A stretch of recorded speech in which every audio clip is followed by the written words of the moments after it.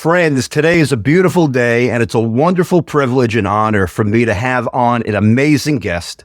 He emigrated to the U.S. from Japan in his early 20s after earning a full scholarship to the Berklee College of Music in Boston, but it wasn't always easy for him.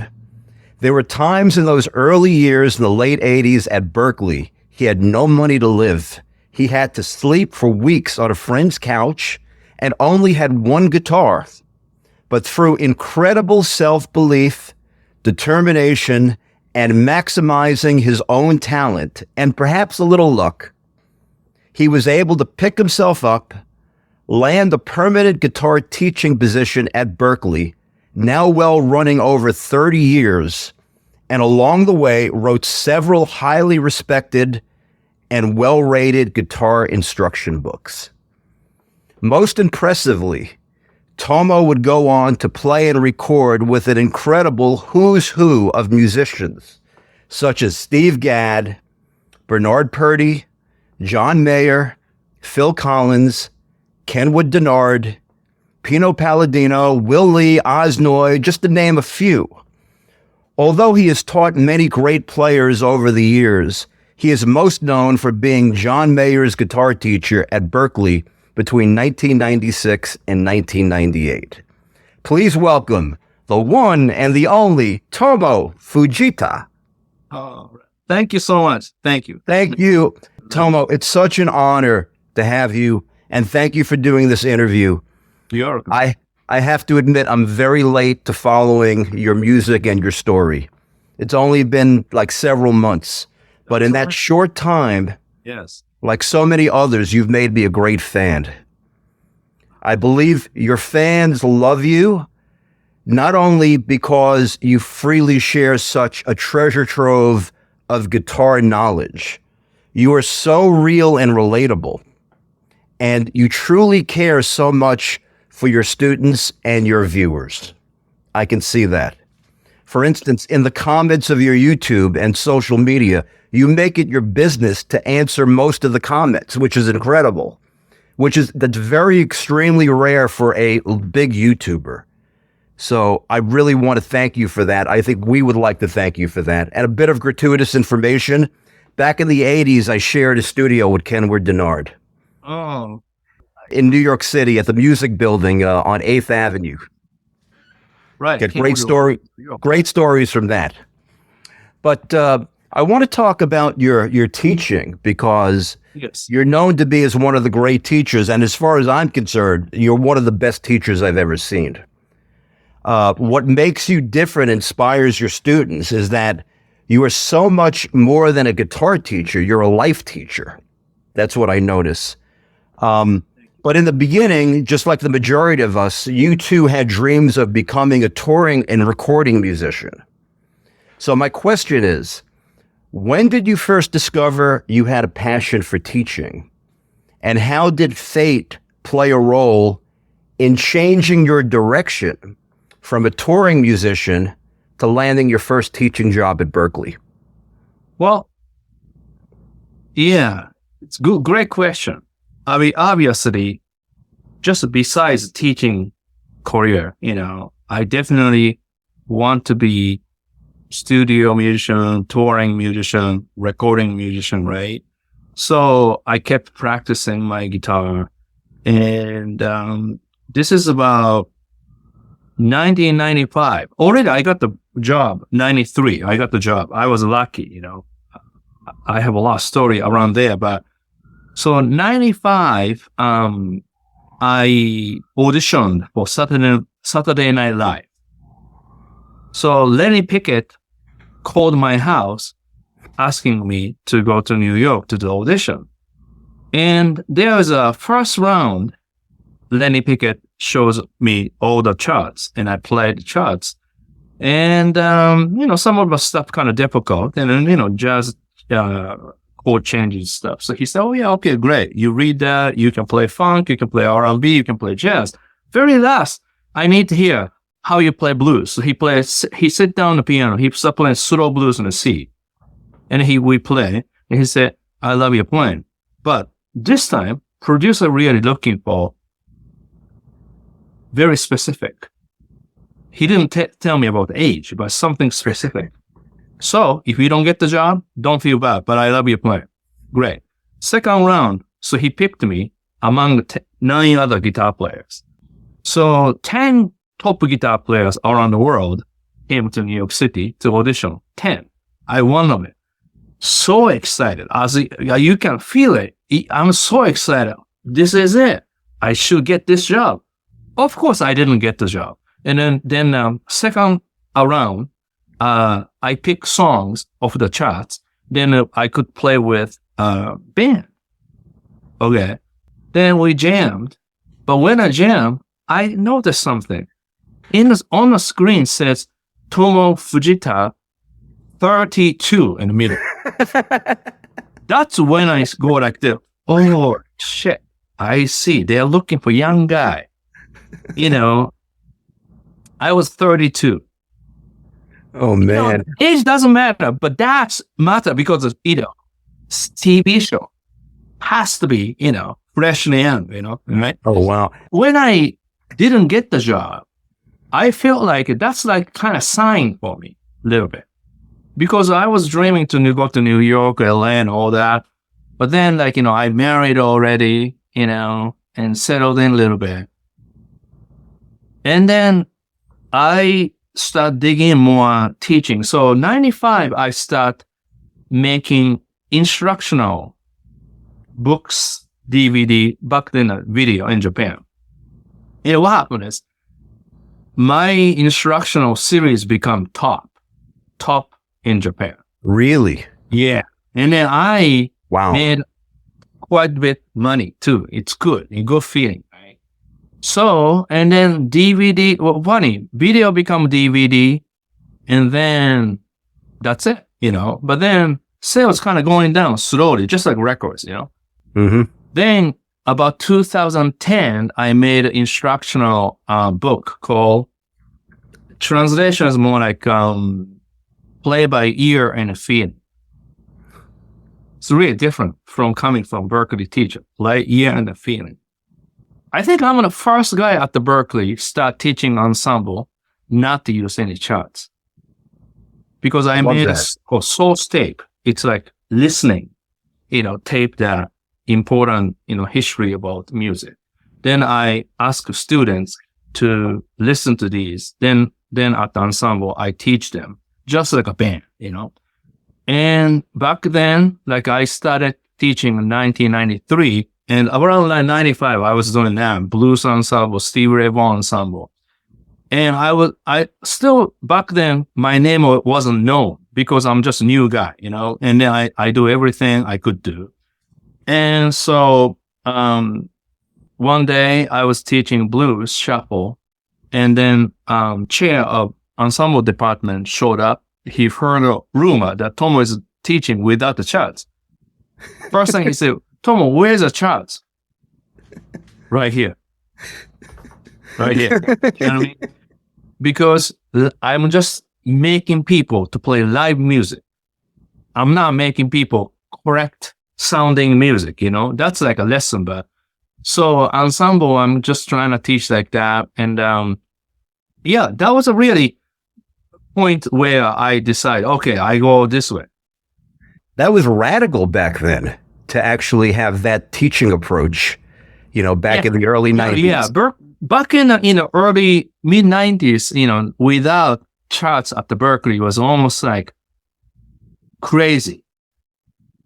But right. Blues music, you have to have that feeling. Of course, you need to know, be able to read. Of course, we use charts, but, when I saw Steve Ray Vaughan, he doesn't even count up. He just play, So I have to teach that. how to do, So the passion, probably early on, I teach here and there. I mean, you told my story that I basically ran out of money at the Berklee, and then I didn't have a place to stay. I only have probably a few cents on my bank, and I have one amp, one guitar, one suitcase. really literally move around every week or 2 weeks, at least 3-4 people's apartment. And then that's where I got cafeteria job, back then. This is crazy. This is like 88 or 89. And I was making $4.50 before tax. Oh my God, that was great. Then I got the cooking job, because a lot of people say I should do like a waiter job around Newbury Street, like Borson Street. But then actually, literally, I went to every restaurant, but every restaurant rejected me because I can't really speak English well. This is the very end of my research about the restaurant. Then I saw a sign looking for chef. Wait a minute, I love cooking. And I just made up, I cook, and they hired me. How long did you keep that job? That job about 1 year. Because 1 year, and then weekends, sometimes I do, cooking job, and I can see function, like, band is playing. I was like, oh, I will play like that. Then that's where, when I was playing with the Stick People, that pop rock band, and then we don't make money, but just we did play a lot of gigs. And then one day at the rehearsal, and I was telling people, I'm looking for teaching job, like a music school. I'm a music store, because the cooking job is not pay well, so I should do a little bit more better with my hand. Okay. And drummer, couple weeks later, drummer gave me this, like, kind of a ad from a newspaper, a local paper. Turn to music in Waltham, looking for the job. So that's how I got the teaching job. Oh, wow. Yeah. So I tell you, people, always keep talking.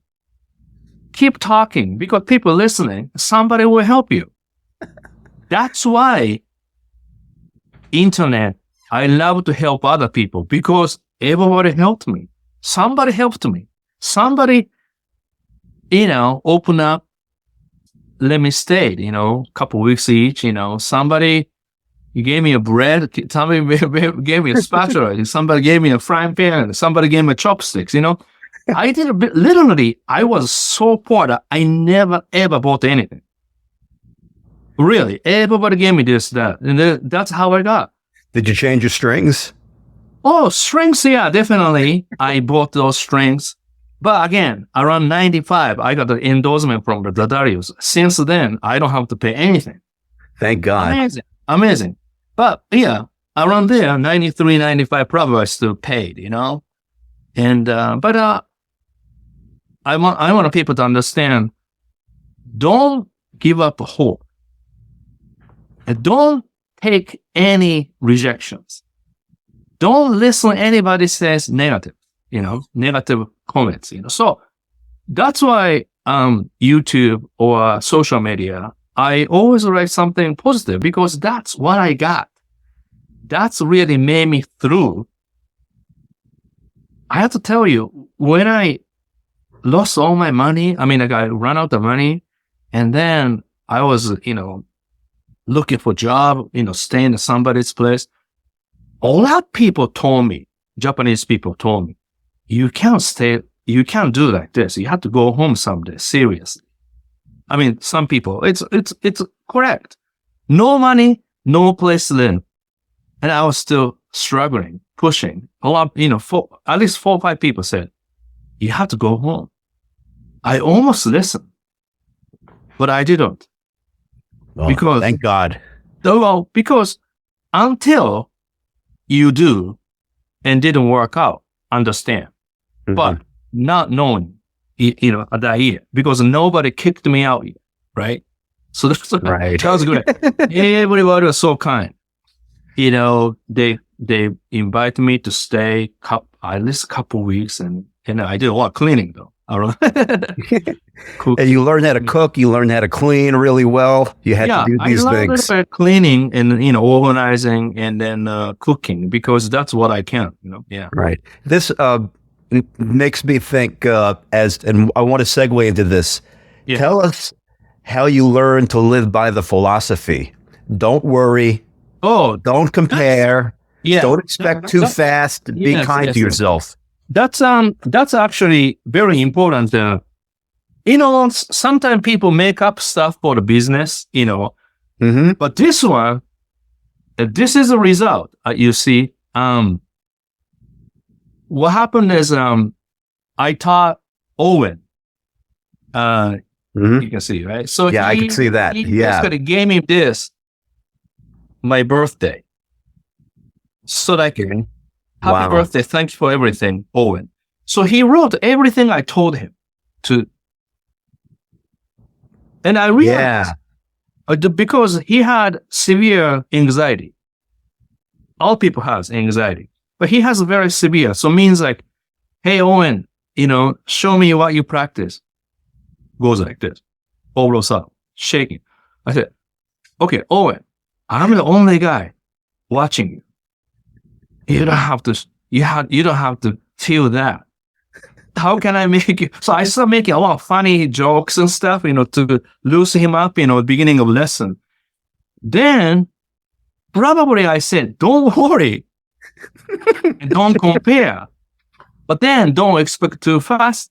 Be kind to yourself. I was all the time because I taught two years, and then this really helped him. So he become, steady, strong, confident, good player. Now he can go to Blues Champ to play. I can believe, And he doesn't shake. Exactly. He gets shake because he gets really red and shake because he's just not used to play something, but also he's not used to, play well in the beginning, right?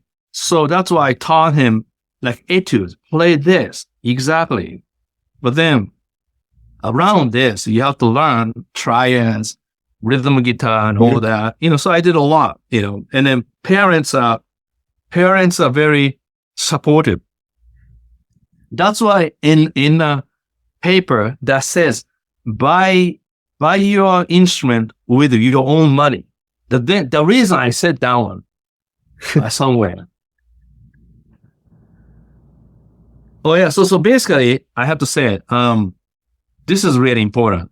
Say try it, play simple, listen to just 3 albums. That means, young people listen Spotify, shuffle around. Mm-hmm. Long time ago, musicians used to listen 1 album for a long time because album costs a lot of money, and there's not so much album, especially English players. Clapton, Jeff Beck, Jimmy Page. Those guys waiting to arrive records from America, and somebody get it, and then everybody go to the house, then listen to the same album over and over. Here in America, you go to the, record store, there's records, there's used records. So it's like a little bit spoiled. So we don't listen like them. We listen, hey, here, more, So I try to imitate how Eric Clapton, Jeff Beck, those guys, that's why so many great players from England play blues, because they listen limited material. And they were all friends with each other, and they would Exactly, have because of small these town. listening sessions together. Yeah. So listen to just 3 albums. That's what I said. And then, play with a feeling, strong foundation. Oh yeah, this one. It's better to spend your own money. The means, his parents is pretty wealthy. So you have a lot to be thankful to Owen for, because Exactly.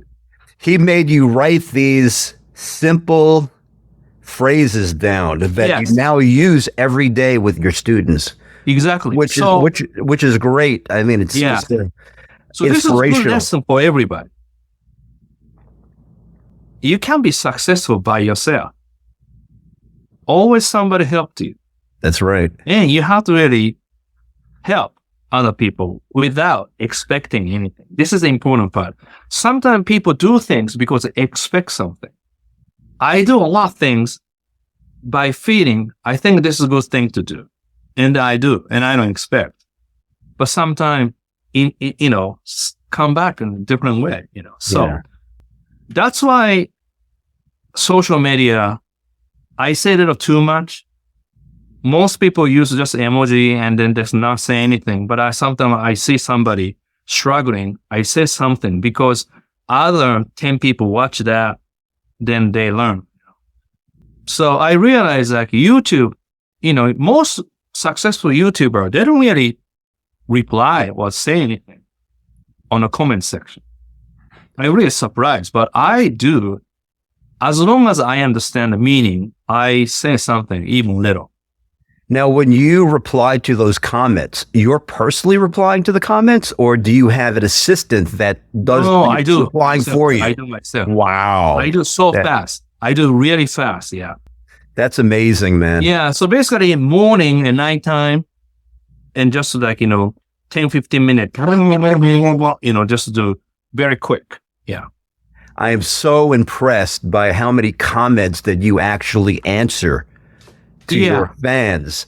I've never seen that before from a big YouTuber, because most just ignore, but you really care. Well, I think my YouTube is a little different because it's not so much about,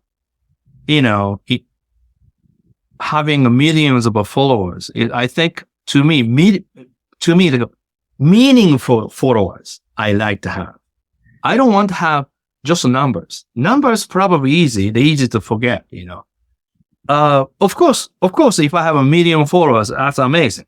But I have 600,000 followers without any editing video. That's cool. Right. You just hit, congratulations. You just hit 600K the other day. I just noticed that. So here's my Canon camera here, but all I do is put the 2 microphones, just like now. It's on, make sure it's on. I press on, then I sit down and talk. That's what I do. Then when I finish, I click off, then take the card and throw into the, computer this, then upload. That's it. Does your daughter help you with your YouTube videos? My daughter helps a little bit about, direction of YouTube videos, Dad, you should do this, because she knows how to read analytic, So she said, Dad, you should do this. You should. So I hire her, actually. I pay, I don't use people for free. I pay for her. Then she does analytic, and she does once in a while, like, okay, let's make this series. And then don't do this. She says, so that I do something. She keeps you honest. Yeah, she's very honest. Don't do it. That's not important. Okay, I understand. So it's more like, I guess, her job to see overall direction and control my, direction. So really helps me not waste my time, really. Yeah, she controls your wayward tendencies. So Exactly. Right, getting distracted here and there by too many things. I decide by feeling, which is good. But then sometimes you have to understand the trends or really people really looking for what. Yeah. So that's why she look my fans what they're looking for. Then she's a big asset, no doubt. I saw her working at the bitter end. I love your shirt. Yeah. She was working. She was selling CDs. Yeah, exactly. She's her and a boyfriend, then they helped me. Yeah, that's great. By the way, that was a great show with Uncle Willie, Osnoy, Shawn Pelton. Yeah, that's amazing band. Yeah, fantastic. It's must be like such an honor to play with these guys. Oh yeah. You told the same stories on stage. Yeah, the great stories about the 32. It's Saturday Night Live. And I know. It's great. Yeah. Well, and plus the really funny part is Shawn Pelton was there. There was the band. That's right. And, young Shawn Pelton. That's because that's really long time ago. 20 some odd years ago. So And he looked the same. You told him. Exactly, looks same. Yeah, that's 26 years ago, like that, and still looks same. Wow, what an amazing show that was. I know, amazing show. And so like, Shawn Pelton still plays Saturday Night Live, and then Will plays so many shows with Letterman. So like, to me, play with these guys almost like encyclopedia of music, and plus like experience that they have combined.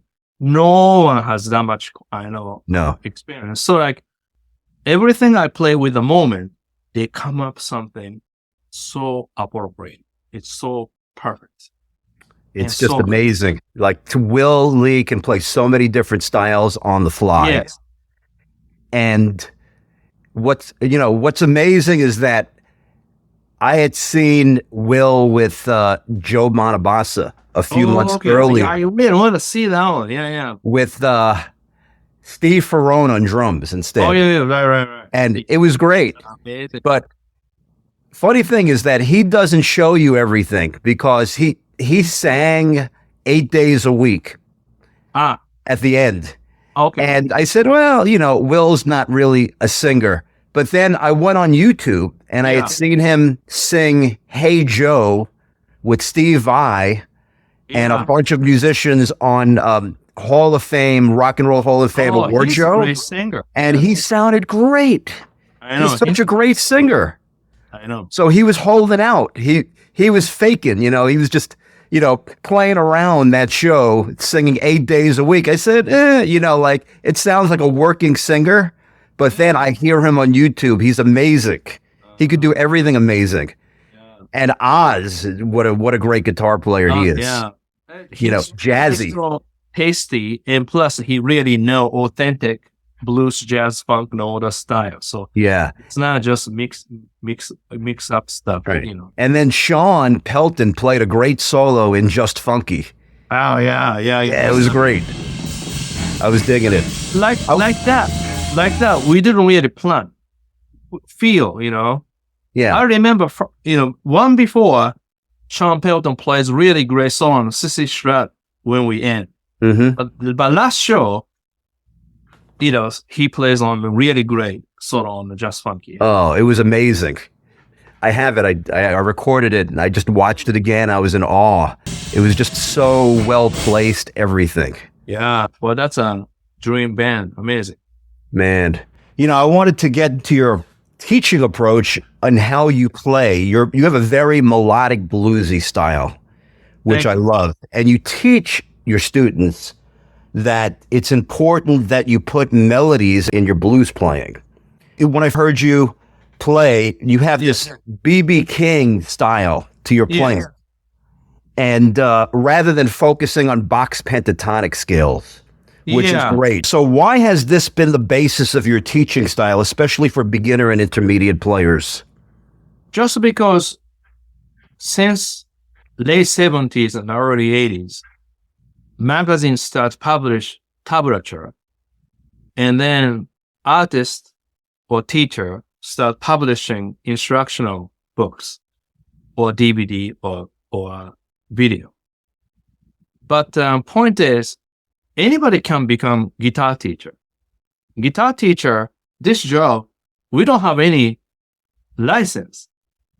So that means anybody can come up with anything. So also a lot of people using traditional way of teaching means this thing everybody use. Okay, caged form, 5-position pentatonic scale, 3 notes per string. You type this and come up with a lot of lessons on YouTube. Once you use this one, then you practice 8 hours a day. Ended up you get so-so. Right. Pretty good. But you can get beyond that because the system holding you down. Correct. Because system is so easy to learn and system is so easy to stuck. It literally boxes you in with a box. Yeah.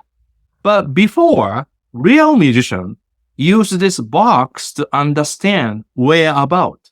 But then put more effort around it. Not thinking too much box, So when real musician says, I use this BB King box or this cage like that, but that means slightly different than somebody saying use this box or this cage system, So that's why I have to come up new lesson philosophy and approach. That's where I came up like one finger, one string, less than one octave. Because earlier, remember you played Isn't She Lovely? So like So basically, the essential level is one octave melodies. Right. But then easy to play pentatonic like this, right? So I teach more melody with one octave and more sideway. So that's become my like sort of a signature of teaching. But some people teach like that, but then people don't emphasize. But Right. yeah, It's a much more musical way of teaching. yes, because you don't use any crutch. You use your ear, and you have to study. You make mistakes, and you learn. Box position, pentatonic shapes, caged form. Once you show, people satisfied about the shape. They learn shape. They stuck with the shape forever. So I learned 5-position pentatonic scale from the magazine. Then I realized that doesn't work for me. So I have to break it to one string. But one string, then two string, you can make a 4 notes pattern or whatever pattern. And you can add one more string. They ended up, you can go back to 5 position if you want to, So, but the idea is you don't want to use anything easy in life, because once you use the easy one, then you get answer quickly. Then you don't learn anything. Yeah, when people who rely on these scales it's too mechanical because they fall back on the shapes. Yeah. And music is not about the shapes or the triangles or the squares or the rhombuses.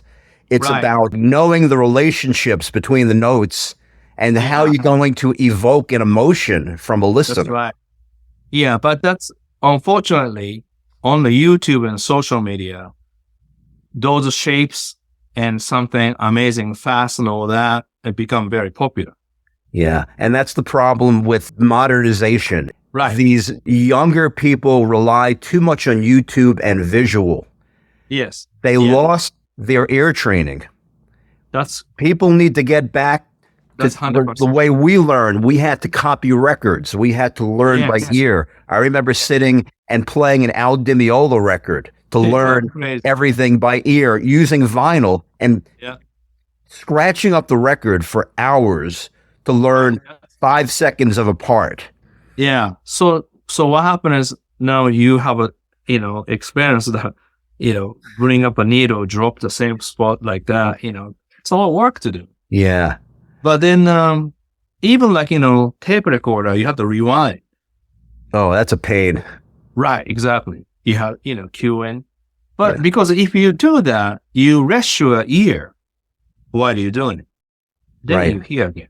You have an excitement. But nowadays, you have a clicker on, off, repeat, and then loop like that. Then what happens is there's no time to rest your ear sometimes. So the mechanical part of equipment, sometimes it's not really helping ear training.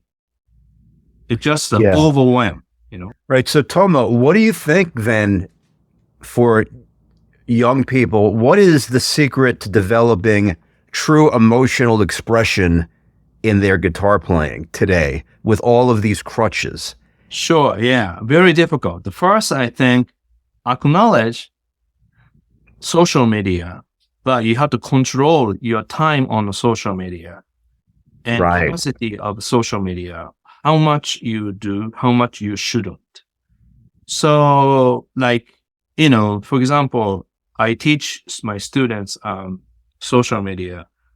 So every day you post something creatively, then you follow these posts. Somebody posts, somebody comment, you reply, but not necessary to go to the feed to look everything. I don't have time to do that, but I follow people. So I go maybe 10 or 15 of them more quick, that's it, But then if something like, because you click something before. So, for me, always restaurant review or fishing or something like because I like fishing something. So those comes up, right? Every time it comes up, make sure you press not interested. Right. This way, they don't come up for a while. then they come up again. Because Otherwise, you'll get bombarded with more of similar ads. Yeah. So like you have to understand the system. Anything you saw click, they remember, they give you more. So you have to say, I'm full. You have to tell the student, you have to tell the computer, mechanism, I'm full. Otherwise, you have to look everything, too much to look. Then that's become distraction. Anything, sometimes you shouldn't know, you shouldn't see. You get? So that's how you manage your time. And then YouTube also, I don't really go to YouTube, for example. I just post. I don't really look. Sometimes I look like a live show on the YouTube. I do. But I don't watch lesson. I don't watch anything like that. You know what I mean? Because that's not important for me. So. And it would also affect the way that you're doing your YouTube videos. Yes. You want to be unfiltered when you do your YouTube videos, which is a great point. And I've heard like other musicians say, I don't listen to other cats because, I want my thing to come out pure. Yeah, yeah.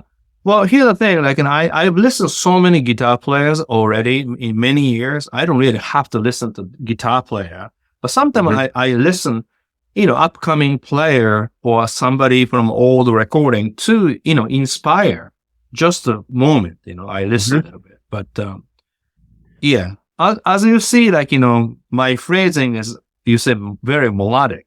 Yes. There's no shape, right? So because I learned at the Berklee, everybody uses shapes. Has it always been that way? Has your phrasing from the time that you were in your teenage years been very melodic? No. Very mechanic beginning. I mean, I'm a little bit of melodic in a way because back then I used more my ear to play it. Mm-hmm. But then when I was like, 19 or 20, I think I had more technique because I learned shapes, so I ended up playing more notes. So you had more technique when you were 19 or 20 than you do today? I used this actually. Somebody pointed out, if you listen to my recording, Spotify, look up like, I Wish or Just Funky 92 means like like recording from 1992. Okay. Somebody mentioned me. People believe that's the time I had more technique. Okay. And then one guy, my friend, he told me almost like on purpose, I'm not using technique to slow down as a phrasing. You know what I mean? To make my own sound. That's really true because when I heard a corneal debris, I can hear 10, 15 seconds. I can hear that's him. Number one, he doesn't use a lot of effect. He uses more just a finger, pick, and a guitar. But also, his technique is not like Aldemir or Steve Gadd.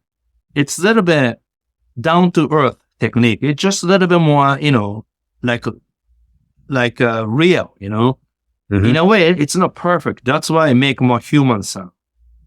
That's why, in a way, I away from too much technique. Do you know what I mean? I practice more bending technique I did, rhythm technique I did, but not so much fast technique. Because I felt I don't have to do that. So it was an intentional decision. Yeah, intentionally, I think I use less technique. Yes. Yeah. And intentionally, I use less knowledge. Right. I wanted to bring up your tone because today you have such a beautiful, clean tone to your playing. But back in the 80s, I noticed you played with a lot more gain. Going back to those videos, what made you decide to switch permanently to an overall cleaner tone? And when did that happen? I would say up till 1995, around there, I was still obsessed with Dumbo overdrive type of Larry Carlton overdrive sound, about 95. And then, funny part is, around that time, I started going to a NAMM show. It's really true. And then I started jamming with, for example, Just Smith, Kirk Fletcher and Mascofield and Eric Gales, those guys. And then around 2006 or 8, and Mascofield asked me to jam with them. And my experience, like when people ask me to jam at the NAMM show, everything kind of a hectic, right? Everybody going in and out so quickly. So instead of bring effect board, I always bring just one pedal, like TS10 or Vemram pedal like that. That way, plug in and play. Fast. So then I'm guest for the guitar player. And I don't want to play overdrive sounds, because if I play overdrive, they'll become like a circus. Competition. You know what I mean? And I hate that people do it too much. I mean, it's fun when you're young, but I'm getting old, So I play clean sound, graduate around that time, because that I thought fits with other players, because other players always use more overdrive, right? You see? Yeah, always. And Mascofield told me one day, about 2008 or 2008, I think, Tomo, you're the only guy come to my show, and I play so comfortable. What do you mean? Because everybody plays a lot gained, and everybody kind of same thing. It's almost like too much, But right. You play your own sound, because I was really searching my own sound. And again, Mascofield really taught me my sound, because that's how I fit with him. Interesting. Nicely. And that's become more like to go. Oh yeah, okay, this works. I shouldn't bring anything too much. I just do less. So so after that, for example, Eric Gales, you should watch this one. Eric Gales, me playing Little Wing. First time ever. Play kind of jazzy chords. And then he said, show up. We have a guitar, an amp, hot rod. And then when the sound check, he said, make sure turn up good. So that gig, plug into the amp. That's it. Nothing. Yeah. See, that's become my like sound. Okay, I can do this. Ronnie Earl, just plug into the amp and I play. Yeah. That was that was what I noticed at the Bitter End gig. You had a very clean tone, like maybe just a touch of dirt. Yeah, just a little bit. Just a little bit of dirt. But for example, when I play Kyoto, I use Vemram John Ray for TF, my signature. That signature specifically to make less bass, less mids, more crisp and top end. So when I press that pedal, it makes like a little bit louder and a little easier to make my dynamics. Yeah. That's what you're talking about. Slightly, just a little bit. Just a little bit, yeah. Yeah. A little bit. I noticed that in almost all of your solos, that you had very little gain. Exactly. But only Just Funky. That's the only one I have a little bit more gain. Yeah. That's the only one I use one pedal there. Clay Jones, one of my friends made it. It's a nice overdrive sound. Yeah. Tell us about the 2 new single pickup guitars you acquired that you played at the Bitter End show. That was really interesting. The single pickup guitars? Oh, yeah. Well, that was actually, okay, I show you. So this one, originally, I have 3 pickups. But I love so much, Music Master. Like earlier, I was kind of showing you. I don't really plan to play, but see this guitar compared to Duosonic. Duosonic means like, Duosonic have 2 pickups. Okay. So what is this one? This is called Music Master, 1 pickup, right? Mm-hmm. Oops. This is 1958. So now here, 1957. So this one called Duosonic. Okay, Duosonic had 2 pickups. Difference is 2 pickups or 1 pickup. And guess what? 1 pickup guitar sounds better. Really? Less wiring, the 1 less pickup, no magnet field, so that strings, sustain better. That's longer than 3 pickups. Still ringing. Right. Still ringing. Okay. So then, looks like Telecaster, and the 1 pickup version is Esquire, like this one. I found that very interesting. Play blues with this one. Yeah. So that what's happening is, if you play this selection, means no tone control, bypass the tone control. This one engage the tone control, so I can make a little jazzy tone. And this one has a capacitor to make like almost no tone. So really muddy, kind of warm, and then really bright. Once again, you can make this sound with 3 pickups. I'm gonna bring back a 3 pickups version, but this one too, there's always a story. When I was practicing after the pandemic, everybody stay home and doing something, different, right? Then I had this guitar, 3 pickups guitar, obviously. And then what happened is 3 months, I put the tape between the switch, so the switch won't move. Means 3 months I play only middle pickup. And I love the sound. And the kanji said, I can make just middle pickup, one pickup like that. And I said, oh yeah, can you do that? And then when it changes, it sounds better. So I have like a front pickup, rear pickup, and middle pickup. And that's how much I'm into clean tone, you see? Yeah, you had one with a neck pickup. Yeah. One with only a bridge pickup. Yeah. And I was wondering why you did that. Because this way, 1 pickup guitar is definitely better than 3 pickups, right? Like how I play melody, how I play clean tone. I love limitation. See, clean tones in a way is kind of limitation. So that limitation makes me play something my own. This way, I have a front pickup. That means I don't have any choice. So that means I really have to focus on music. I love That's what I did. That was actually really difficult decision, because if I get there, I feel really disappointed. Oh my God, I only have 1 pickup, but I just did it. Was this the first time you ever played a guitar with 1 pickup? Right. Yeah.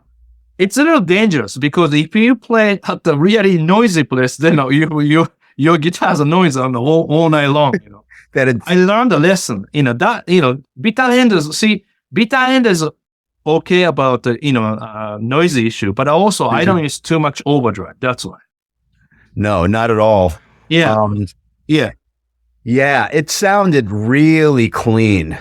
And see, this way people remember how. See, to me, I think I did choose right decision about who to become a guitar player. It's not so much about fame, not so much about speed, not so much about money. It's about tone. Yeah.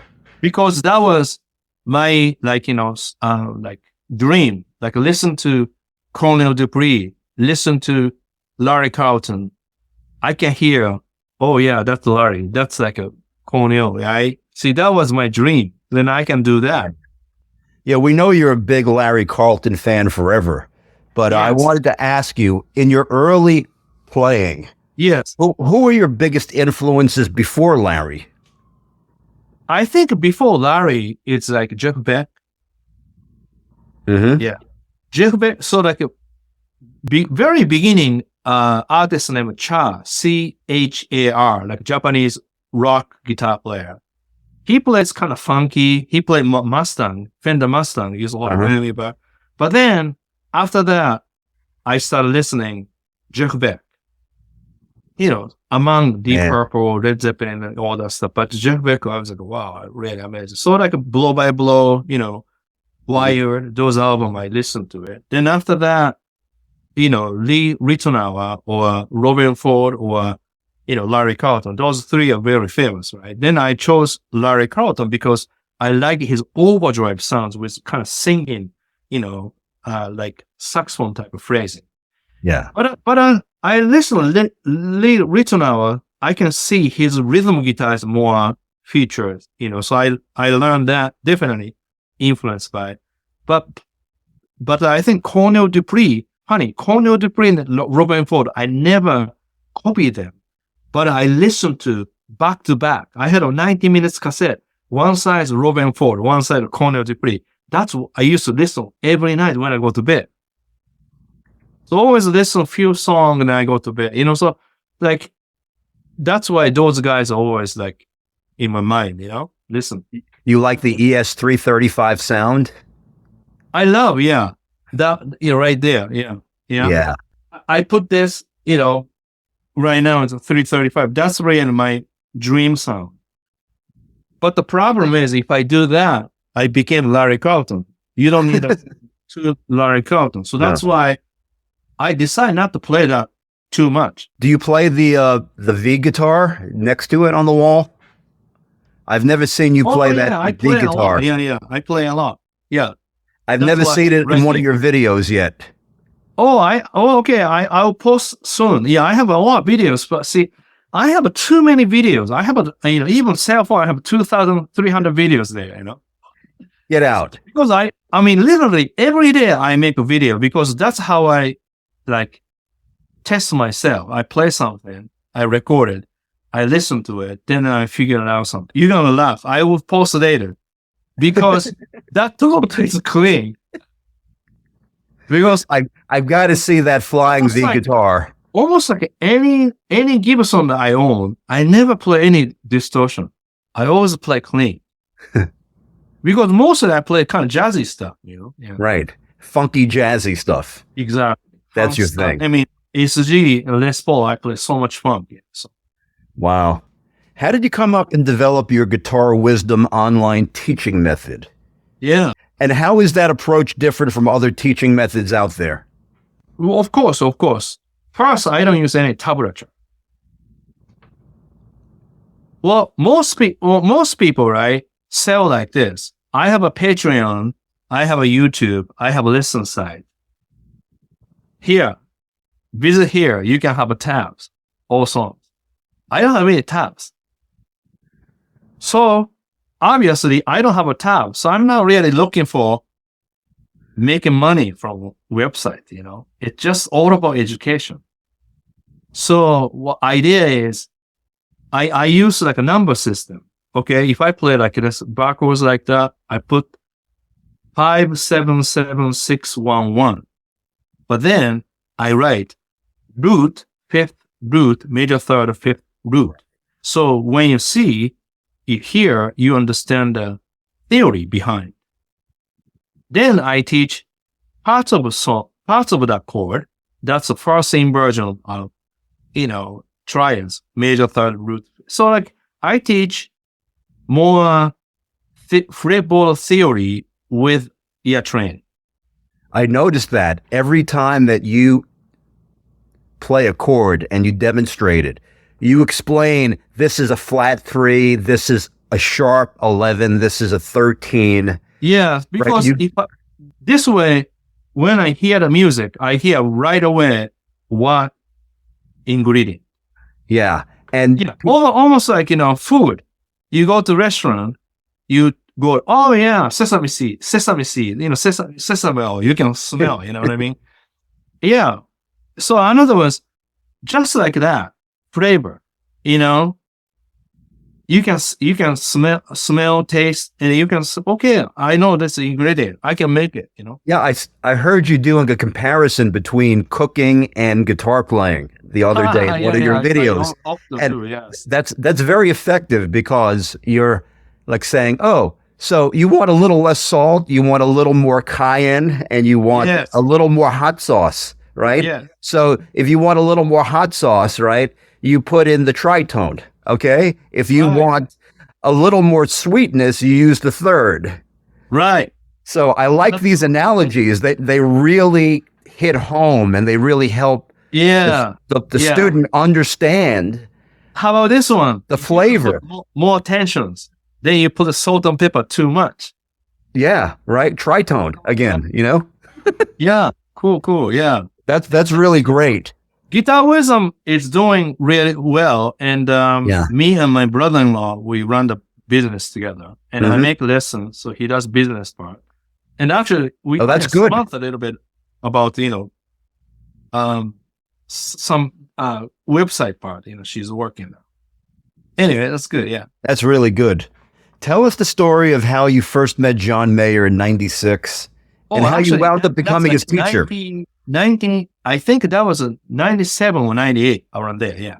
Oh, really? I'm getting my years wrong. Maybe you read it wrong, or maybe somebody said wrong. Sometimes people, confuse it. I really think I taught him around 97, 98, around there. I believe so. Okay. So how did that come about? Once again, this is just like, it's just timing. That summer, I taught guitar session. And I did funk guitar seminar at the Berklee Performance Center. So he was a student for the guitar session. So he saw me playing slap guitar. He saw me playing rhythm guitar. That's why after that, he enrolled Berklee from January. He requested me. Wow. So otherwise, some story. He assigned any teacher that, department think appropriate, fits. But he requested me. So that's where he got me. And how long did you end up being his instructor? It's only 1 year. I'm sorry, 1 semester. So really, technically, length is really 4 months, really, Mm-hmm. But a lot of people don't really know. Most people think, okay, John only went to, less than 1 year. What's the big deal? Well, here's the big deal. Even United States, go to Berklee, pack up all your stuff, get there, you go to dorm, you meet friends. Every day, all of a sudden, so many tasks to do. Late night recording session, and so many things. And sometimes you get discouraged because so many people play so well. So his case is, first few weeks, he wanted to be a #1 guitar player. Maybe 5th week later, he said, I will change that because I think that's insane. So many great players. But I've been writing songs. I really feel good about writing songs. Did he sound the same way back then in 97 as he does today? Was John, was his playing the same back in 97? No. Back then has a lot of speed and emotion, but a lot of stuff just like a typical blues player that pick really hard. Mm-hmm. And that was I have to change. So instead of teaching blues guitar style, I taught him how to fix all the problems. Wow. So I teach few pages of a guitar method book to play exactly what written so that he can hear all finger noise, picking noise. So that was hard for him because he didn't want to do that one. But then I made him to do it.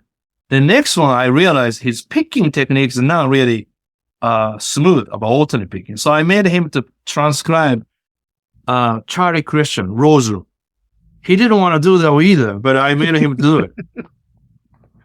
Yeah, many things he didn't want to do it, but I made him to do it.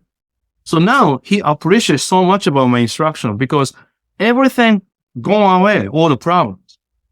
So it means he fixed all the problems. So that means everything positive for him because anything he hears, anything he want to learn, he can learn because he doesn't have a bad habits at all. Yeah. He uses his thumb a lot, I've noticed. Did you teach him to use his thumb? No. So, no, this one, no. That's like, he did more his own, because he does different tuning stuff. Yeah. And then different Hendrix stuff, right? Mm-hmm. Yeah. But also that's probably Charlie Hunter.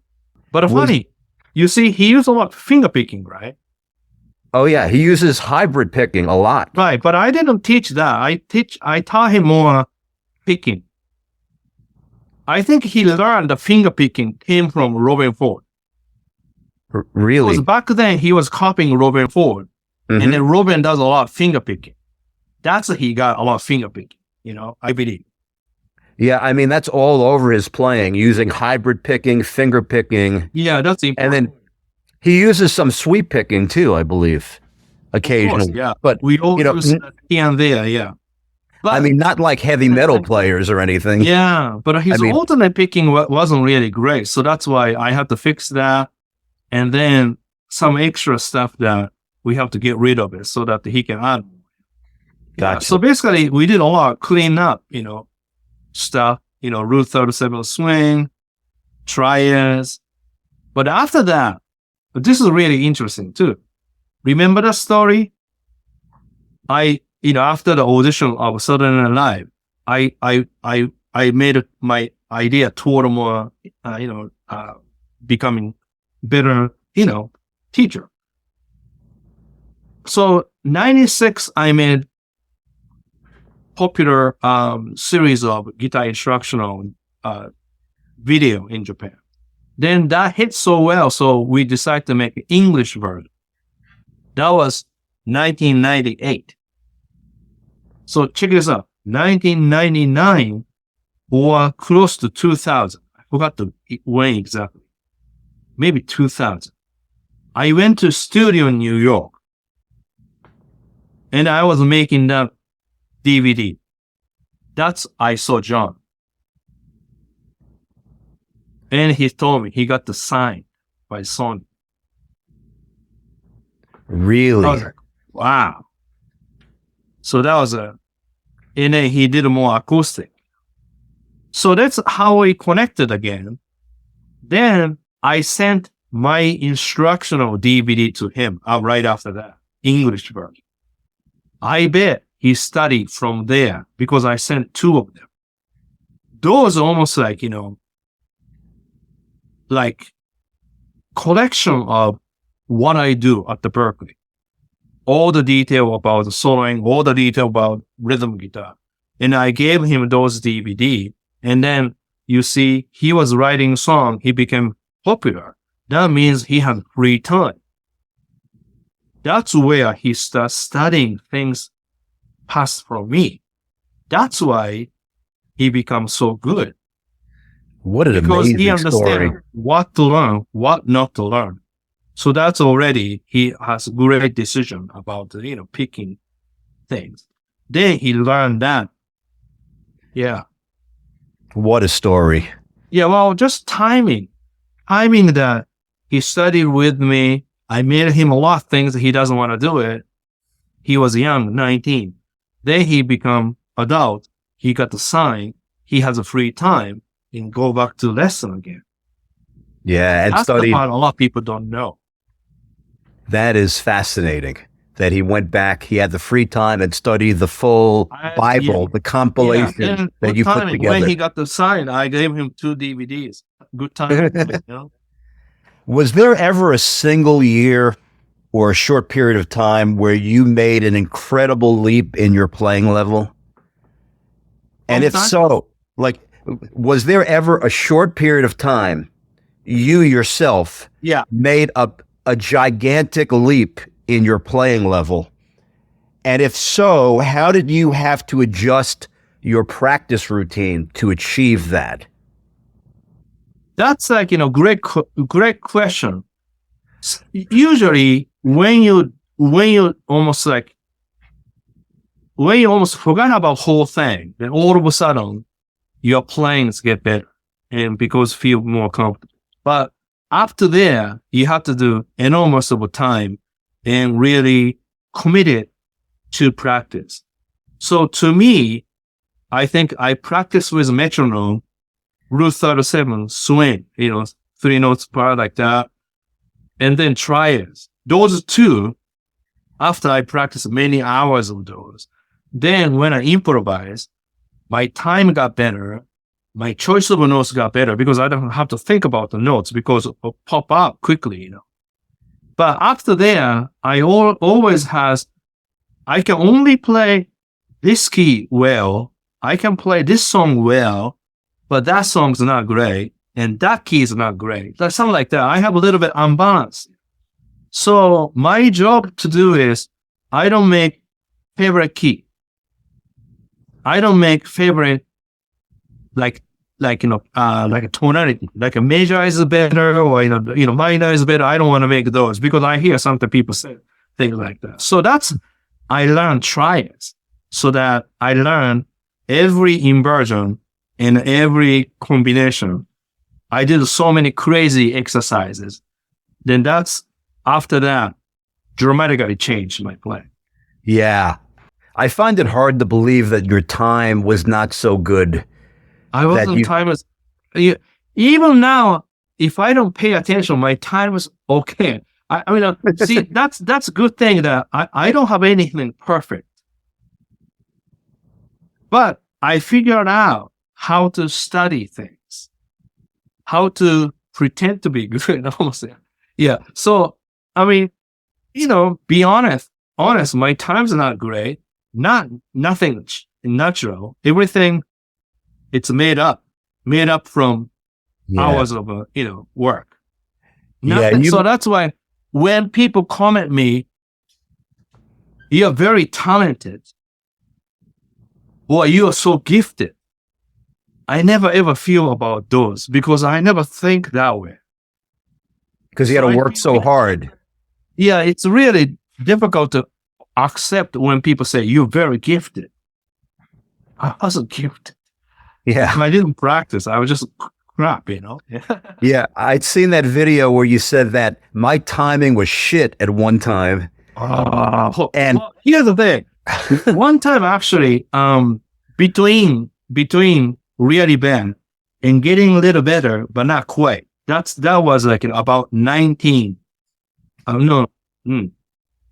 I say like maybe, 16, 17 around there. Okay. And then I was playing with the funk band, and I was really, try to become studio guy someday, Larry Carlton, right? So I had a Strat for the session. I had a big pedal board, bigger than now. Then we play, Donna Summer, Michael Jackson, Chic, kind of funky stuff. Mm-hmm. And drummer was, I shouldn't say miserable, but drummer was not really positive guy. But he told me at the rehearsal, your time is not good. Ugh. Your time is very stiff. That's really true. Because I was really practicing metronome, so my time is getting better, but just stiff, but, in time. So he didn't like that. You know what I mean? He wanted to play more feel, but my time is a little too rigid, So he said, my time is really awful. You have all the pedal board. It's like almost like you have a treasure that you're not using. It really, I thought, wow, that's really true. Really true. It was a wake-up call. Yeah, exactly. That's why after that, I practice metronome time, but then I practice groove more about like a stretching, like a rubber band. In other words, some parts you stretch it a little bit, some parts you can kind of squeeze it. Another, you push it a little bit, almost rush it a little bit, but still in the bar. You know what I mean? I didn't understand that because I thought I had to be more precise. So I practice precise way to practice and practice more a rubber band. Yeah, I love the way that you play triplets with your right hand. I just love your right hand. Yeah. I mean, that is the most impressive thing about what you do is with your right hand. Yeah, well, because I practiced so much and this came up with the idea, naturally. Yeah. Do you think it's better to try to be a great player at one particular style? Or is it better to aim to become a very good player at a wide range of different styles? Great question. But I would say either way you do, I think you have to have really good technique. Because once you have good techniques, then you can handle whether one style or multiple style. Then if you want to play multiple style, which is cool, but there's always something, it's shallow a little bit. So I would say one style you have to do really well, which is blues to me. So if Why if you blues? can play blues, then everything else good. But don't do, 3-5 styles, but not good. Yeah, that's the worst. Not good. Exactly. Almost like you can cook a lot of different food, but not quite good. You know what I mean? That's interesting. Yeah. So you pick blues as if you're going to be great in one style, be blues. Yeah. Because blues is the foundation of everything. Yeah. Even funk, even jazz, everything. Right. In other words, if I didn't really work on my blues, I cannot play really good jazz either. Interesting. And I can play melodic solo either. Like when I play slow blues, it's all about melody. So I still remember how Lenny Pickett smiled to me, says, "You can play blues." You know what I mean? Japanese guy came from Japan to America. American guy says, "Acknowledge I can play blues." That's really great compliment. Absolutely. So that kind of took the sting away from not getting hired because you were 32. Exactly. That's like, yeah. That's, if I got hired, probably I don't teach like this. I probably do a little bit more performance, but that's okay. Everybody has their own, Yeah. Right. Everyone has their own niche. Exactly. So I have a little bit niche on the teaching side. Yeah. Tomo, you once told me, copy the great players you look up to, but after learning their best solos note for note, throw it all in the garbage and forget everything. Yeah. So I was thinking about that, and I was thinking to myself, when a player reaches that level where they can throw away everything in the garbage and forget what they learned. I play Larry Carlton style, and I like his soloing,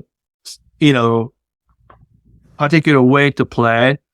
And then I like his 335 sound. But if I play that, I sound like similar to Larry Carlton. So I had to change. In order to change, I had to do huge decision.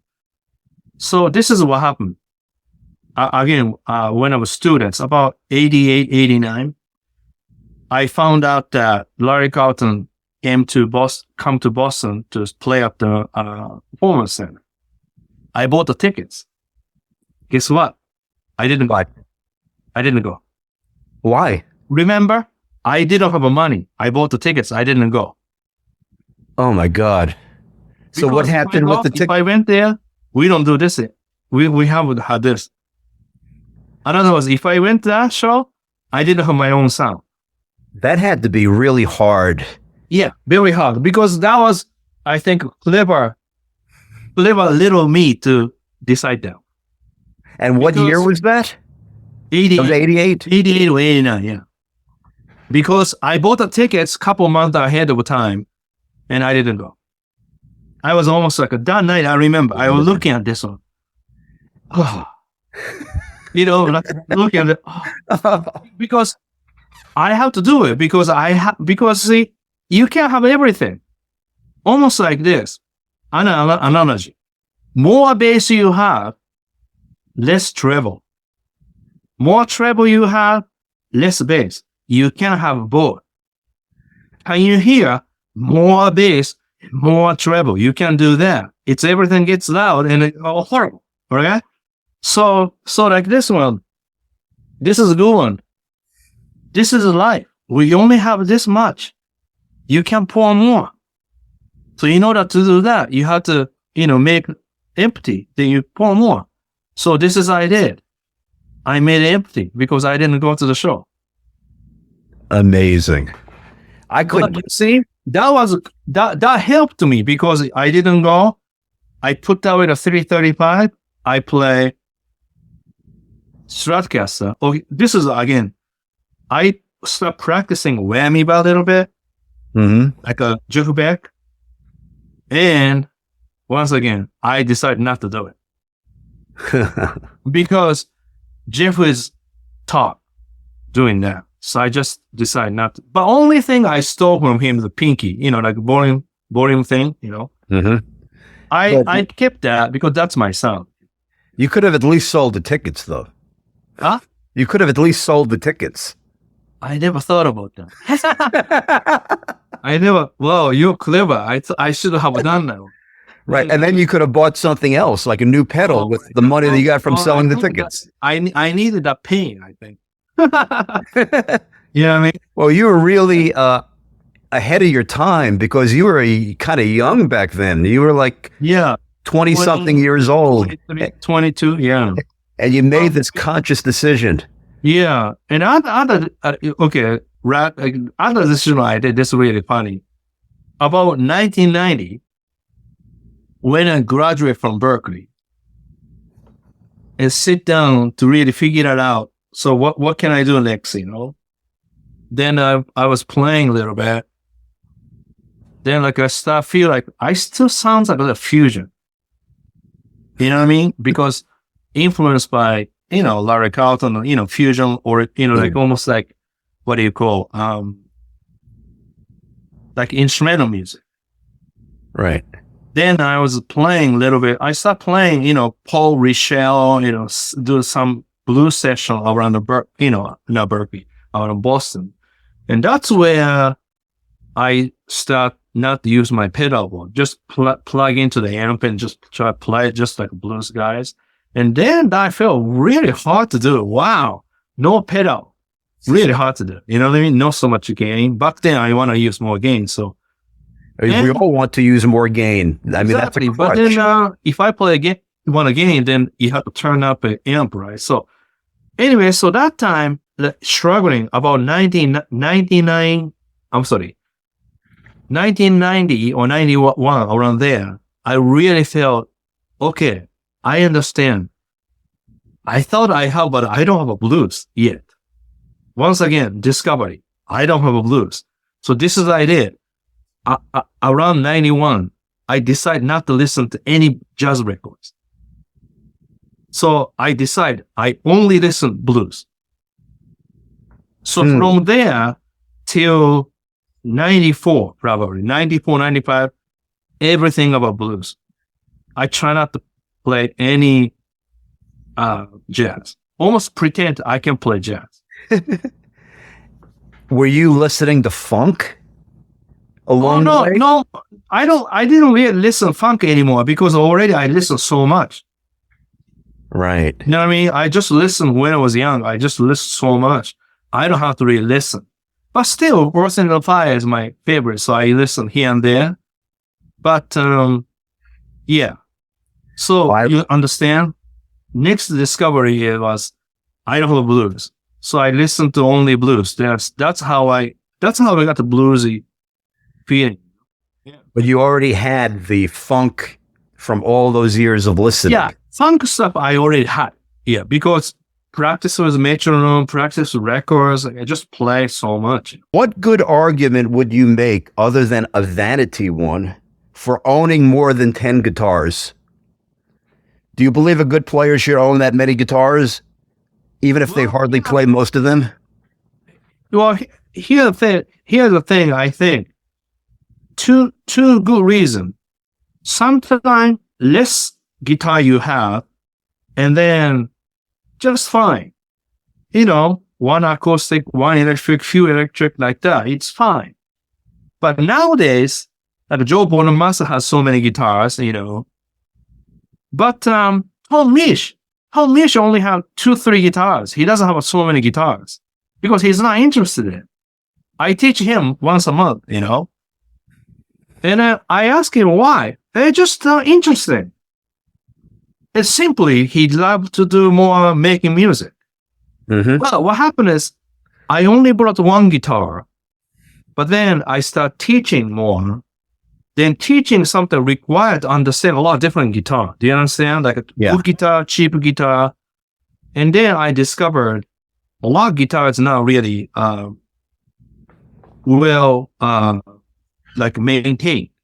So one time I bought 10 used Squire guitar from everywhere. 10. Huh? Reason is, each one I bought from a lot of different, internet store. And then I played it so awful. because maintenance was there's sometimes I would say 2 out of 10 was okay, but 8 guitars almost not usable. Interesting. Horrible. That's when I start, I mean, you can't see, but this drawer, it's all tools. Berklee too. My drawer is all tools. So I can do 10 minutes, I can fix the guitar. So that's why I came up with this, with Ibanez. Mm-hmm. So this is my idea design. You see? 3 pickups, hard tail. Ibanez never had this Fender type tuner. Really? Right. You always have a Gibson type tuners. See this one, you see you put the string in so that if you touch, there's no strings there. So good for my cat, You 25-inch scale, a little bit round, because their guitar is always flat. So we made a deal with Ibanez. I become ambassador for this guitar. They hired me because they couldn't hire me like endorser because I use so many different guitars. Why do I have so many Ibanez? Because I work in more brain. Ah, nice. So I was anyway, wondering about how I that. studied. I bought 10 Squire cheap guitar, fixed up. I see the problem.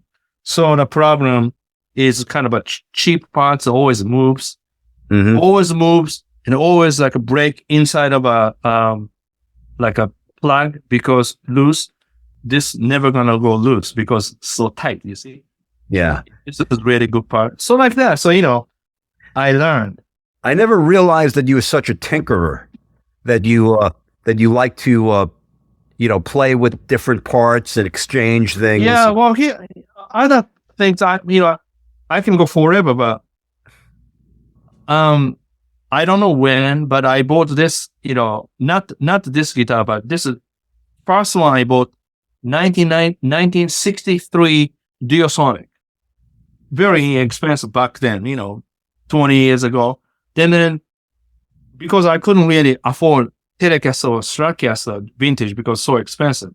But this one relatively cheap because student model. And then always like this, always play a lot here, but here is more clean. This is kind of dirty, but yeah.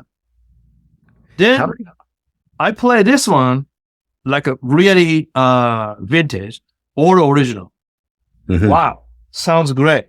And then I start buying few of them because I want to see the difference.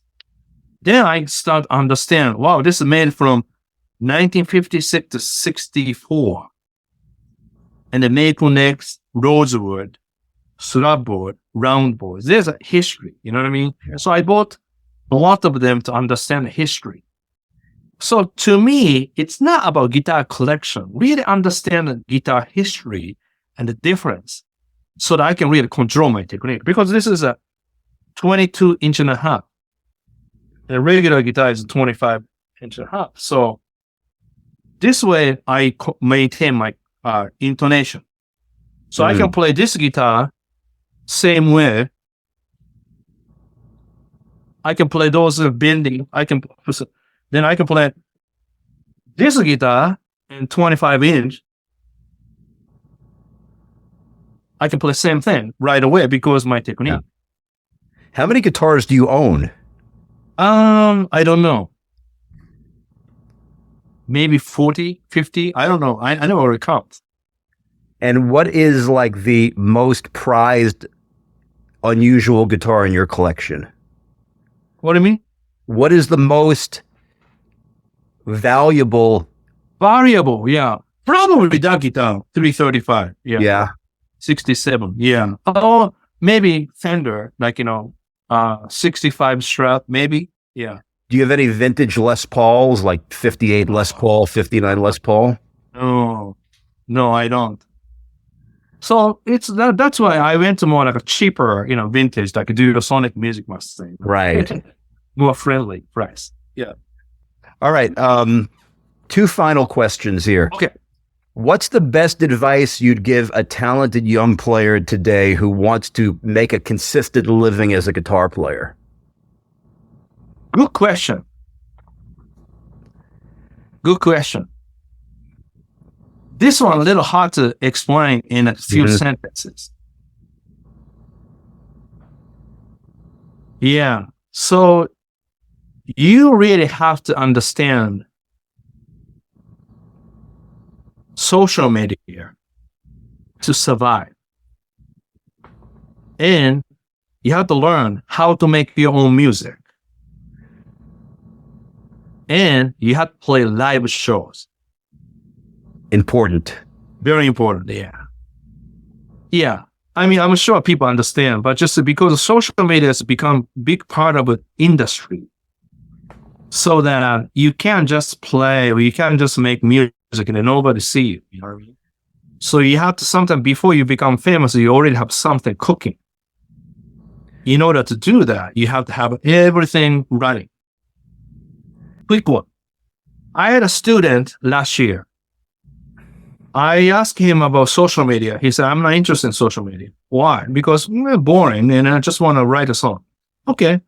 Then what are you going to do with social media? Well, next year when I release music, maybe I will work on social media. Okay. Next student. He's not a great player, but he's all about music business. He's studying. Okay. I told him, one of my students thinking this. He doesn't want to do social media. He's going to do social media a couple months before he releases music. What do you think? Never going to work, he said. Never going to work. Because he's right. When you release music, already social media team has a plan. Already social media team has experience. Right. And when released, everything accordingly moves. So that's why technically, unless music is bad, it works. You're absolutely right. You have to have a money to promote. Yeah. And your social, like everything. You hit it the nail right on the head. Your social media has to already be active. Very active, exactly. And it has to be active for months before you can successfully launch a campaign. Exactly. This is what happened to me. I made the same mistake as your Well, a lot of people student. do. I did too. Yeah, I made the same mistake because I wasn't into Instagram. So I said, I'll start my Instagram account right before I release my music. Okay. So I started my Instagram account and I released 11 songs 2 years ago. 11 of my original songs on Spotify. Okay. The problem was I wasn't gigging. And I took some music marketing classes. Okay. And they said, you have to post on social media every day. Reels, do Instagram reels every day. Yeah. So I would take... Yes. I recommend all my students, you have to do every day. Every day. Or even like, something not great, still you have to do it. Yeah. Because this is machine really detect, you are active every day. Right. So to emphasize your point that everything has to work together. Otherwise, nothing will work. Yes. All right. And people's talent, amazing music, amazing performance, everything good. But without other people's help, you cannot do that. But right. Nowadays, young people, they do their own with the parents maybe. Okay. So that case, you have to let everybody know, I'm going to release this, but then YouTube, Instagram, TikTok, X, Facebook, everything running. And here, I never ever pay penny to promotion. But why I have 340, or I don't know, over 600,000. Yeah, because I do every day. And I never give up. Very important. I have 600,000 followers on YouTube. Yeah. I do every week. I never give up. That's so valuable, that that advice. It's also because you have the whole machine working at the same time. Like, for instance, when I had my songs released on Spotify, I actually posted a unique reel on Instagram for 439 consecutive days. Oh, that's great info. 439 consecutive days. Okay. Yeah. Oh. I did Facebook ads. Yeah. I learned how to do Facebook ads and learned how to do it well to build up. Great. Yeah, that works too. I heard. I never done that, but yeah. It can. But the problem is, and this is only my opinion. Yeah. Because I'm not performing, that interest did not last. Yeah. It only works if you're performing. If you had active YouTube, maybe worked a little bit without performing. Because what happened is, if you do Instagram place people see and discover you. Mm-hmm. But then they want to see you more, little longer version. So usually Instagram is getting people. The Instagram sending people to something because you can do every day story. Every single day you have to do story. You have to do story linked to somewhere. So my fan from Instagram jumped to YouTube. YouTube to my website. So I have things like that. Then in between, I perform here and there, Japan or here, but only few. It works because everything I'm running. Right. Yeah. It's hard. I mean, you have to have a team almost. It's hard. Yes, it's almost impossible to do it yourself. Very difficult. Yeah. My daughter Samantha is working on my, YouTube, and sometimes I do collaboration with my older students and stuff, right? But also I have a notebook. Every day I write what to do. And this is kind of pushing me. Without writing, probably impossible. Do you think it also helps you that you have your reputation as a 30-year guitar teacher at Berklee? Yes, that's really true. Yeah, exactly. That's really, yes. That's key. That's key, yeah. Because something, I built up, right. Absolutely. Are there any final words of wisdom you'd like to share with my viewers before we hit it and quit it, so to speak? Okay. Well, here's the thing. I think, how about this way? So many ways to do it, but I think somehow you have to have a little limitation because otherwise you go crazy about the information.